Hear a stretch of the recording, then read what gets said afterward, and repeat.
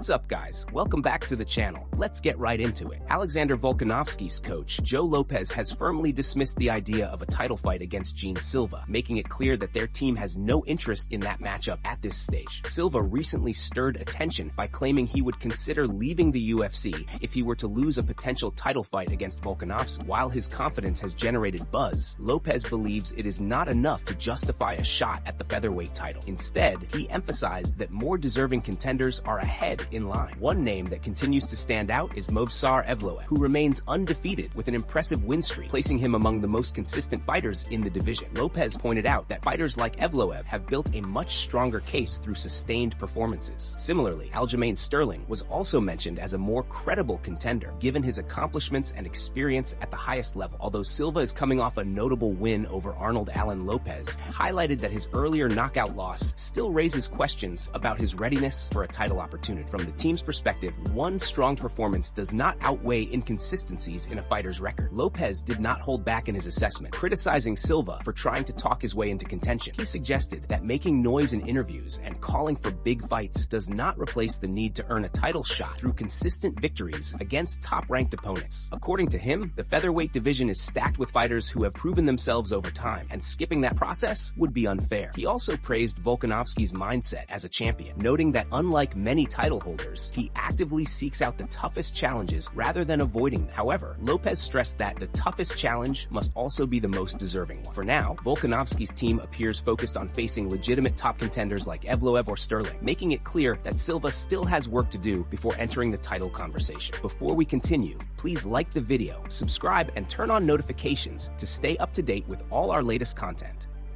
Moving on to another news. Khamzat Chimaev was reportedly involved in a tense and unexpected confrontation ahead of Israel Adesanya's upcoming fight against Joe Pyfer. The incident was revealed by Chimaev's close friend and former UFC fighter Albert Dureyev during a recent interview with the MMA outlet MMA Brotherhood. According to Dureyev, the situation unfolded while he and Chimaev were casually shopping in Washington, D.C. What initially appeared to be a routine outing quickly escalated into something far more serious. As a high-profile fighter, Chimaev is accustomed to being recognized in public, often surrounded by fans seeking photos or brief interactions. However, this encounter took a different turn. Dureyev explained that a group of approximately 10 individuals began to gather around Chimaev, shouting aggressive remarks and chanting phrases in support of Adesanya. Some members of the group reportedly yelled statements like "Izzy will smash you," creating a hostile and confrontational atmosphere. The situation intensified further when a few individuals allegedly attempted to throw bottles in Chimaev's direction. Fortunately, mall security intervened quickly, preventing the situation from escalating into physical violence. Chimaev and his team were escorted to safety, taking refuge inside a nearby store while arrangements were made for their exit. Following the incident, Chimaev reportedly expressed suspicion regarding the motives behind the confrontation. He suggested that some individuals in the group may have been encouraged or even paid to provoke him, potentially in response to his past comments about Adesanya. While these claims remain unverified, they have added fuel to an already intense rivalry narrative between the two fighters. This incident also comes amid ongoing skepticism from fans regarding Chimaev's consistency when it comes to fight preparations and weight management. Despite reassurances that those issues are now behind him since capturing UFC gold, some observers remain cautious, stating they will only be convinced once he successfully makes weight during fight week. As Chimaev continues his training camp between Abu Dhabi and the United States, the spotlight remains firmly on him, not only for his in-cage performances, but also for the controversies that seem to follow him outside of it. Moving on to another news.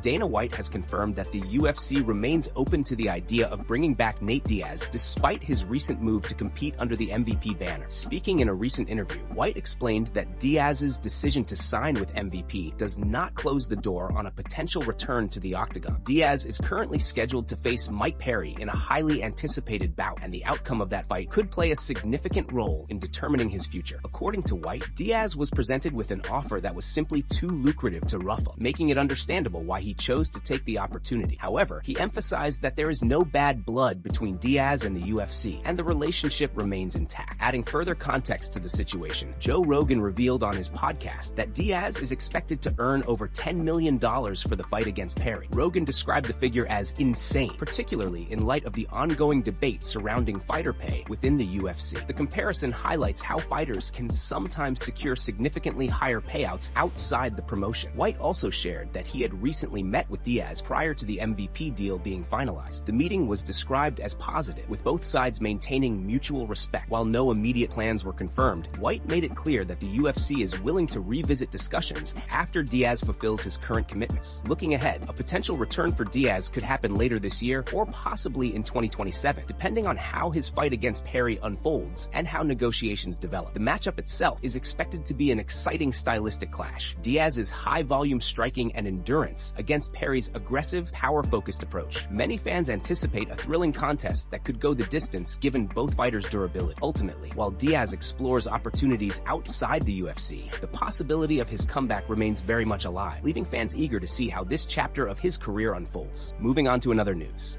Jon Anik has sparked major discussion in the MMA world after suggesting that Ian Garry is likely the next challenger for Islam Makhachev's welterweight title. Speaking during a recent appearance, Anik shared his perspective on the current title picture and why Garry appears to be leading the race despite strong competition in the division. One of the most notable names in contention is Michael Morales, who remains undefeated and recently secured an impressive knockout victory over Sean Brady. While Morales' record and momentum are undeniable, Anik believes that title opportunities should be determined by overall merit and body of work rather than just an unbeaten streak. According to Anik, Garry has consistently demonstrated a willingness to take on high-level competition and step up in key moments, which strengthens his case for a title shot. He pointed to Garry's activity, performances, and readiness to face top contenders as factors that set him apart. In his view, when evaluating the division as a whole, Garry's resume currently makes him the most deserving candidate. Anik also acknowledged that the UFC's decision-making process is not always entirely transparent. Factors such as marketability, fan interest, and potential revenue can sometimes influence matchmaking. However, even when considering those elements, he still believes that Garry stands out as the logical next opponent for Makhachev. If the fight is finalized, it would present a compelling stylistic clash. Garry is known for his precise striking, movement, and technical approach on the feet. Over time, he has also shown noticeable improvements in his grappling, which could be crucial when facing a dominant wrestler like Makhachev. On the other hand, Makhachev's elite control, pressure, and ground game remain some of the most dangerous weapons in the sport. Anik emphasized that while Morales is undoubtedly a future title contender and could soon reach championship level, the current moment appears to favor Garry. For now, all signs point toward a high-stakes matchup that could define the next chapter of the welterweight division. Moving on to another news.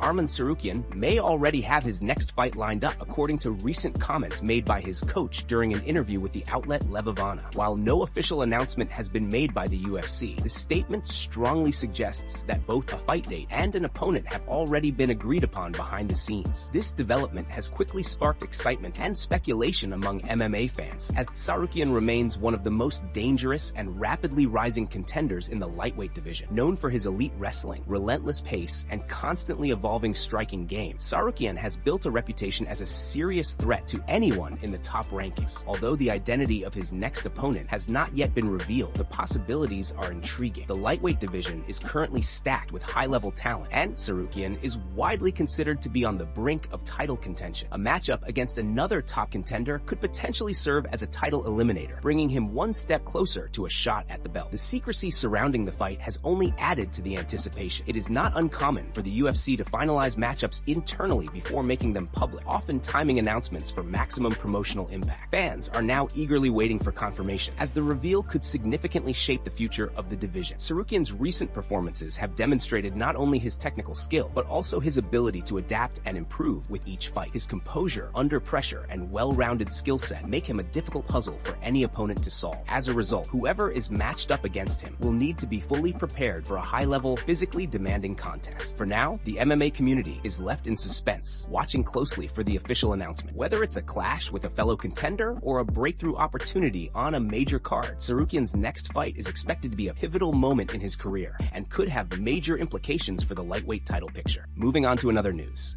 Conor McGregor has weighed in after newly revealed UFC pay-per-view figures sparked widespread churcha about the promotion's current drawing power. The numbers, published by journalist Dave Meltzer, cover several major events between April 2024 and February 2025 and highlight a noticeable gap in star-driven sales. According to the report, UFC 300, headlined by Alex Pereira versus Jamahal Hill, generated approximately 615,000 buys, making it the highest-selling event in that time frame. Meanwhile, UFC 302, which featured Islam Makhachev submitting Dustin Poirier, reportedly drew around 410,000 buys. However, other events saw significantly lower numbers. UFC 301, headlined by Alexandre Pantoja versus Steve Erceg, reportedly sold just 67,000 pay-per-views. Similarly, UFC 303, originally planned to feature McGregor against Michael Chandler, ended up generating around 274,000 buys, despite a strong replacement main event involving Pereira and Gigi Prochaska. These figures have fueled ongoing conversations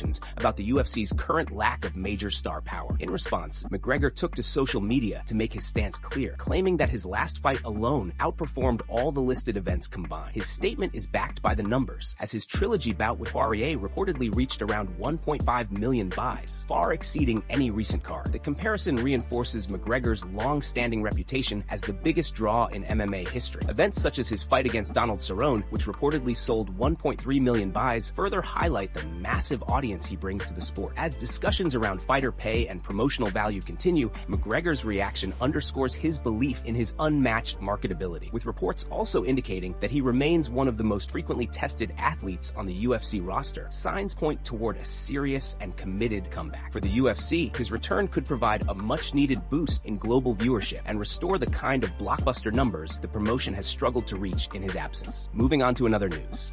Israel Adesanya stepped into the octagon against Joe Pyfer in a bout that promised intensity, and it delivered from start to finish. Adesanya took this fight as a personal challenge, looking to test himself against a dangerous and aggressive opponent. From the opening moments, Pyfer made his intentions clear, immediately closing the distance and securing a body lock, pressing Adesanya against the cage. Although the early control didn't result in significant damage, it set the tone for a physically demanding contest. As the first round progressed, both fighters began to open up with their striking. Adesanya showcased his trademark precision and fluid movement, landing clean shots at range, while Pyfer responded with power and forward pressure. The round concluded with Pyfer managing to secure a takedown, adding a strong statement to an already competitive opening frame. In the second round, the pace intensified dramatically. An accidental eye poke from Adesanya briefly halted the action, but once the fight resumed, both men engaged in a thrilling exchange. They traded strikes in the center of the octagon, neither willing to back down, creating one of the most exciting sequences of the fight. Midway through the round, Pyfer capitalized on an opening, taking Adesanya's back in a dominant position. From there, he began to impose his will, landing a series of punishing body shots while maintaining control. Adesanya attempted to defend and escape, but Pyfer's pressure proved overwhelming. The referee eventually stepped in to stop the fight, awarding Pyfer a decisive victory. Despite the intense battle, both fighters showed mutual respect after the contest, acknowledging each other's toughness and skill. The performance drew reactions from across the MMA community, including Francis Ngannou, who offered words of encouragement and respect following the bout. In the end, the fight highlighted Pyfer's rising potential and Adesanya's willingness to take on tough challenges, making it a memorable clash in the middleweight division.